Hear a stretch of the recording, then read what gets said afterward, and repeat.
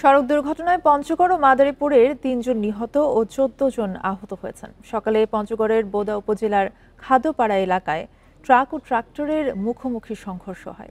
বিকাশে কম খরচে ক্যাশ আউটের লিমিট বেড়ে ৫০,০০০, প্রিয় এজেন্টও ২টা।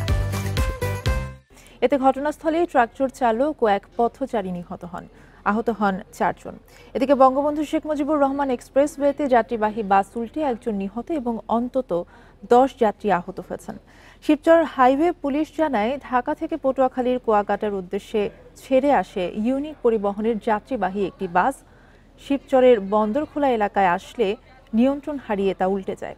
এতে ঘটনাস্থলেই মারা যান গোলাম রহমান শিকদার নামে এক যাত্রী। আহতদের উদ্ধার করে স্থানীয় হাসপাতালে ভর্তি করা হয়।